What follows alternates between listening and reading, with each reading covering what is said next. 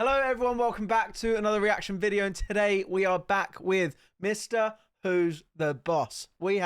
I tested every new Apple product. Now, I'm still on an old beaten up, it's not even really beaten up, but I'm still on an iPhone 11, so I'm basically going to judge this, and if he says buy the new iPhone, I might buy the new iPhone. It's starting to get really slow. It's like every time I click the power button once now, Siri pops up and has a bit of a fit. So that's not great. Yeah, it's just a bit all over the place. So I'm going to see. Does he suggest a new iPhone, or does he say to stick with your old ones? Let's go. Apple has just announced new 2026 MacBooks, iPads, displays, and even a new iPhone. I like that display, and they're kind of weird. There's an unusual amount of focus on the affordable end, while at the same time making the extreme stuff much more extreme. So sure, yes. Let's find out why. As they at the very bottom right? end then, this is the new $599 MacBook Neo, which sits as the new entry point into Apple's laptop lineup. So I also do have a MacBook as well. I'm very, very, very Apple orientated, I'll be honest. I've never really strayed. There was one like 2-year period where I didn't really want to be on the grid. Sounds fucking cringe saying it like that, but it's kind of true. I didn't have social media. I didn't really have a phone. The only phone I had was like a pay-as-you-go, like brick phone. Like it was genuinely a Nokia. I don't think it was a 3310, but it was virtually a 3310. It was back like proper old school. So I had that for a couple of years, but other than that, I've since I was 11 pretty much had Apple products the entire way through. I used to love an iPad, but now I don't have an iPad. I gave it to my nan. I have the MacBook and obviously the iPhone as well.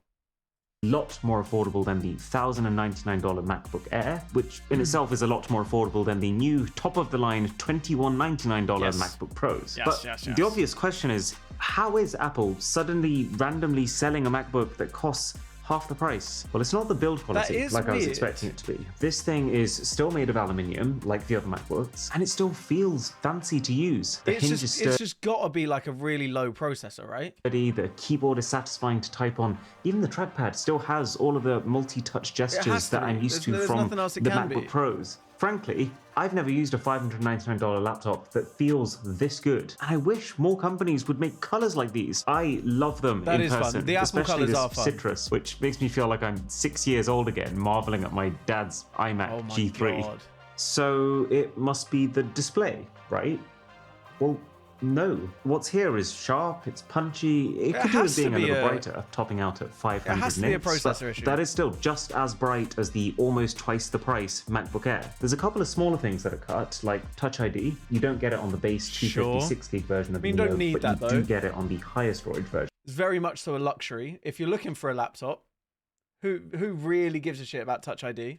The battery, they claim 16 hours on this compared to 18 on a MacBook Air. And the ports, there's no MagSafe here. And weirdly, only one of these two USB-C ports is fast enough to connect up to a monitor. The other is slower. But you can use either of them to charge the thing. Really though, there are two compromises that I think truly matter. The first is that the keyboard on the Neo has no backlighting, which I think you will notice, even if you don't tend to work in a cave. Pretty much any time that you try and get something done in a dimly lit car or late at night, backlighting is a given feature at this price.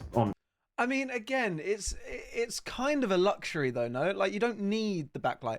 Worst comes to worst, spend 10 quid on a little light that attaches to your the monitor on the laptop and shines on the keyboard. Honestly, it's not that big a deal. Other laptops. I can imagine quite a few people being surprised when their Neo arrives at their door without it. And then the second thing is performance. Maybe. There is no laptop grade M series chip here. This is actually using a phone chip, the A18 Pro, plucked straight from an iPhone 16 Pro. Which so might, there you go. on its own, have been able to fly under the radar, but it's the fact that that is paired with slower SSD storage speeds than the Air. There you go. And it's the processing issues. 8 GB here compared to 16.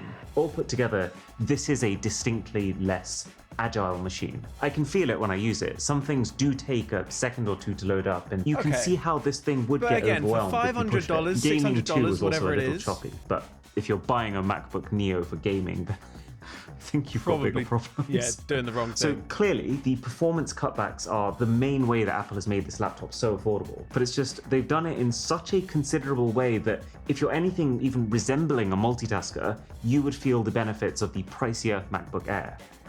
Okay. Exactly as Apple intended. That's I mean, I guess if you're looking for a new laptop and your budget is around $600, there are probably much better laptops you can get for what you're gonna need than this, right? It's a cool concept, I guess.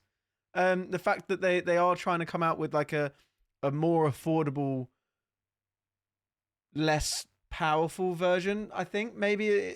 Yeah, I quite like it. I think it's a step in the right direction for them, I guess.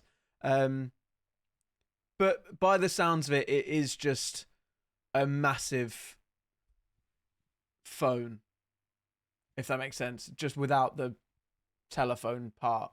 You know? said, I do think this laptop makes a ton of sense. It's like a big the MacBook iPod. Air has crept up in power every year since the first M1 version, and that now means we are at a stage where there is a vast difference between what you can do on that laptop and the Google Docs and YouTube that the average school kid or university student actually needs to do on it. So the Neo exists to cut back on that performance to minimize that gap, passing on a lot of those savings to the buyer, especially if you use the education discount and end up getting it for $499. Actually, and very you can true. see the ripple effects that this has on every Apple laptop. Because there is now a I don't very know what clear MacBook I have. entry-level I don't know if option, it's an Air Apple or doesn't a need to Pro. worry anymore about hitting that sub $1,000 price tag with the MacBook Air. So while this used to start at $999, the new MacBook Air is now $1099. And I could see that climbing over the next few years quite substantially. That said, it's still really hard to argue with the amount of laptop that you get for that. This new MacBook Air has an M5 chip instead of the M4. I think which I have in itself that is nothing version. major. It's like 10, that 20% more specific power, version in really. that There's colour. Apple's new N1 networking chip, don't which think includes I have a Wi-Fi Pro. and Bluetooth. This has actually made a big difference on the latest iPhones, so we'll probably have the same effect here. And then the main thing is that this new MacBook Air gets double the starting storage, now at 512 gigs, and that double storage is now twice as fast too. So while I don't love this whole trying to disguise what is effectively a price hike by just removing the option to buy the lower storage version, this is still the most recommendable laptop in the world. While the compromises of the I don't know if I agree with that. The most recommendable. That is what he said, right? The most recommendable laptop in the world. storage version, this is still the most recommendable laptop in the world. Is it for the price point? I mean, don't get me wrong. I fucking love Apple products. I'm a big.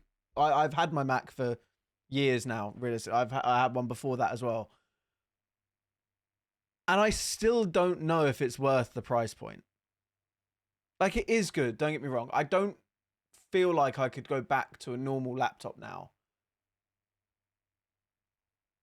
But my one argument against it is so expensive, and you can probably get so much better for the money elsewhere. I'd like to understand why it's the most recommendable laptop in the world. I feel like that's a bit While weird. the compromises of the MacBook Neo are pretty obvious, and the price of the new Pros is pretty prohibitive, the MacBook Air is not really missing anything for most people, unless you're like the lead Sure, editor. okay, for if you're looking at it Avatar from movie. that And perspective, to be honest, they don't need more fine. effects. They just need a better title font. He clicked the drop-down menu and then he just randomly selected Papyrus. Speaking of the MacBook Pros, at the very top of Apple's lineup, these have just had what's essentially just a more extreme version of the Air treatment. So the same N1 networking chip, and the same thing's happening with storage Okay, too. no, I don't it's think I twice have as this. fast, and you get twice as much of it, going from the minimum of I must have an Air. 512 gigs last It year must be to an a Air. I terabyte don't know. now. That said, 1 terabyte minimum on a Pro does not actually upset me. Because of how the MacBook Air has naturally drifted over the years from this ultra-thin, ultra-light laptop that can just about function to now actually very powerful machine, in 2026, you're only buying a MacBook Pro if you actually are a Pro. And if you are a I Pro, agree, you're going yes. to need a terabyte at least. And then Yes. the chip upgrade for these laptops is supposedly pretty serious. They're now powered by the M5 Pro. Yeah, which I kind of do want to say, if you are looking at laptops and you're a bit of a splurger, I'm the same. I if there's anything that's like top of the range stuff, I'm like, oh, but I want that one, because why would I get something that's cheaper if it's not the best thing it can be? You know, save your money. You don't need this unless you need this, and if you need this, you know you need this. If you don't know you need this, don't spend the money. Spend it. Go on holiday instead. We're in a fucking cost of living crisis right now, no? Save your money. You don't need the high range one. I can guarantee you that. Save your money, go on It holiday. depends what you're doing, but you could broadly think of this as around 2 times the system power and capability of the base M5, and then the M5 Max, which has the same CPU as the Pro, but then up to 2 times the graphics performance of even that. So on paper, it is a monolithic chip with up to 4 times the AI God, I love performance these compared videos to previous so gen. much, man. They're so different to what Probably we normally not going to react translate to a whole lot for most users. But they're so much fun. The AI bros will be chuffed. It's a big deal for people who want to be running large AI models locally. So these are huge improvement numbers, but treat them with caution. If you watch the commercials for these new MacBook Pros, it literally says in plain text, up to 5 times faster graphics. No caveats, no asterisks. So wow, that's insane. That's 5 times big compared time to the insane. M4 Pro and M4 Max just last year. That's what you'd assume it means, right? Given that they don't specify. Well, no. Not exactly. Oh, so like 5 times compared to 3 years ago. So what people are likely upgrading from? Well, if you're performing this one specific AI image generation task, then maybe. Ultimately, it's only when you delve all the way into the depths of the Apple press release that you find the graphics performance for M5 Max is up to 20% higher than M4 higher. Max. So the number you're actually looking for is up to 20%. I guess I just They've want to got make it clear ×5. that while I do think the MacBook Pro is an exceptional machine, I'm actually really excited to finally upgrade my whole team's M1 and M2 so we can get our videos out even faster. I so much more appreciate it when companies just talk straight and they aren't trying to fool people with... I mean, I'd like to see the actual... Because I don't think he's mentioned it there, unless I didn't hear it anyway. I'd like to see the actual clarification as to what the ×5 means. What the, like, ×5, the original fucking Mac? What does that mean? Numerical smoke how and is mirrors. it ×5? That combined with the fact that every single improvement here is quoted as an up to figure, Yeah, as opposed to any hate kind of up tos absolute as well. improvement. Which, I hate it. if you think about it, doesn't tell us anything about how much you Literally should nothing. actually expect to notice day to day. Up to 500% faster. Could be 5%, could be 495%. They both fit that description. All topped off with the fact that if you live in the EU, you don't actually get a power brick with these MacBooks. You have to buy it separately. What? I don't know what I expected. You Now, spent over what $2 exactly grand. this decision-making process is based on is not clear, but if you're buying a 16-inch MacBook Pro, which would usually come with a 140-watt power brick, then I don't think that is something that you're likely to just have lying around, No. and is a fair bit of value that you're now missing out on. If the laptop was cheaper to accommodate, then I guess I get it, but at least here in the UK, it is not. And now, just before the new That's iPhone, fucking there's also a new outrageous. iPad Air. So this is Apple's mid-range iPad, sitting about halfway between the iPad, you know, the one Okay. that's just called iPad. God. So at this point, we're going back to the MacBook Neo. That's the same price point as an iPad Air. Would you not just be better off? You're probably going to get a better processor in the iPad Air than the MacBook Neo. Is there any actual point getting the Neo?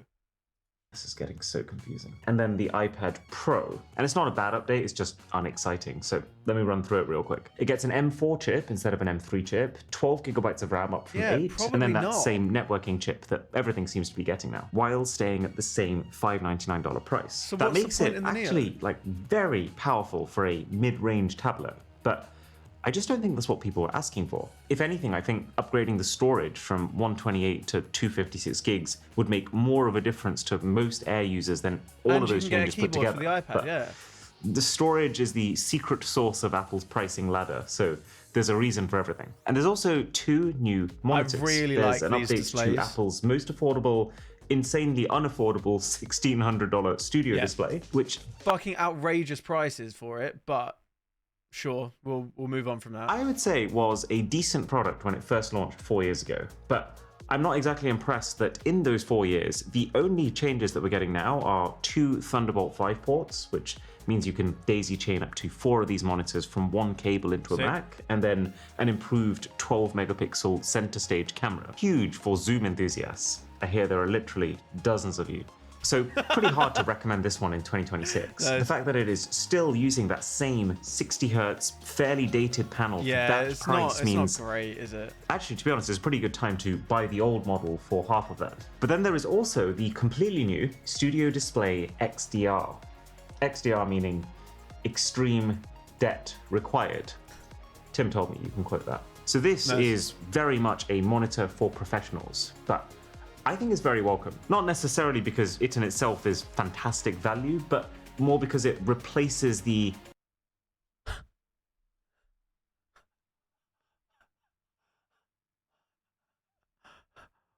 Fucking what? 5 grand. Surely at that point, just get yourself a PC and good monitors, and you've saved yourself probably about 2 grand.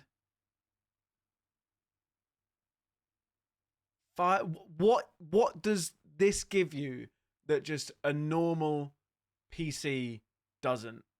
You can download the Mac operating system on your PC if you want, I guess. And then it's the same virtually. What does it give you? That's fucking outrageous. Very much not fantastic value. $5,000 Pro display XDR. And unlike that monitor, this is $3,299. This has a 120Hz refresh rate instead of 60. It uses mini LED tech for even more brightness. Even that's just awful.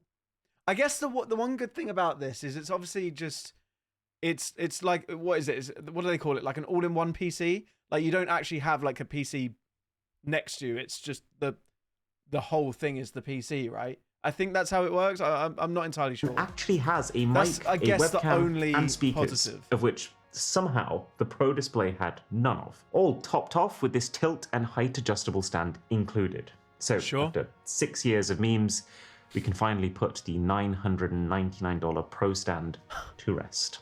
RIP. The only weird thing that for me is a real turn-off is the size. This Studio Display XDR is replacing a monitor that was 32 inches, but in itself, it's only 27, just like the normal Studio Display. That. So while it's good to have the option for a very high-grade monitor in a compact size, it definitely leaves this gap for people wanting something bigger. I definitely would. Sure. I work on a 40-inch ultra-wide right now, and it's... Honestly, I used to use these for work. I don't understand how people can use them every day. Bro, it's fucking awful. I hated them. They were so shit. Amazing. And that leaves us with the new iPhone, the 17E. Now, so this is a one-to-one replacement to the 16E, and it serves as the $599 basic iPhone, $200 below the honestly pretty fantastic iPhone 17. So it's got a lot to prove. What I am really happy to see is, say it with me, folks, the storage has doubled to 256 gigs. But I don't know how much unlike all the Macs, here they've done that without raising the price, which feels especially rare given the whole memory crisis happening right now, and might actually be why the rest of the changes feel quite minimal. In some ways, they have brought this 17E closer to the normal iPhones. Like, we get the latest chip, the A19, we get that N1 networking. The screen now is coated with the same Ceramic Shield 2 for protection, and has that somewhat helpful but not game-changing anti-reflective coating that we saw on the iPhone 17s. Plus, MagSafe, combined with much faster Qi 2 wireless charging. This is a very important change from the 16E, but kind of should have been on the 16E in the first place. And that combined with the very huge battery on this should make it a very reliable phone. But what it isn't is flashy. I think the 17E looks pretty dated now when you put it next to the iPhone 17 with these thick bezels. And the fact that this is like... I kind of do understand that. Like, so my phone still has this bit. I didn't even realize that the new iPhones didn't have, or like the screen went around. I didn't know that. I do like the look of it, but there's just no point. I genuinely feel like until this phone actually dies, there's no point me getting a phone. The last remaining late bloomer still to have a notch. You don't get the bigger, brighter, faster 120Hz display of that phone. This is still 60, and the cameras are pretty bad. There's no ultra-wide camera. You don't get the iPhone 17's upgraded selfie camera. This is just plain old traditional 12 megapixel. And even the main rear camera, it does still feel like an iPhone camera when you use it. You're still getting pretty much the latest in Apple's processing, but it's just that the actual camera sensor itself is so very quick compared to my phone. If I try and take a photo on my phone, it takes about 5 minutes. It's close to the quality of the ultra-wide cameras on other just current loading iPhones. the camera. So I think the reason this exists is business customers who just want to buy a few hundred or thousand iPhones, don't care how great the cameras or the screens are, but ease of use, battery, storage, durability, that stuff matters. And I'd actually say it's a very solid phone for that purpose. But if you were considering this for yourself, I would suggest you spend the extra and get the iPhone 17. Because especially with sales, I would not be surprised if you can find that for just $100 to $150 more than this. And that would be the difference between something that feels lower mid-range and something that feels pretty flagship. Or just go Android and get a Nothing Phone 3. At this point, you can get that for the... What the fuck is this? Nothing Phone 3?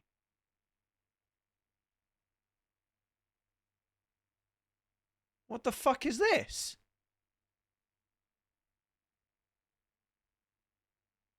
That's what it looks like.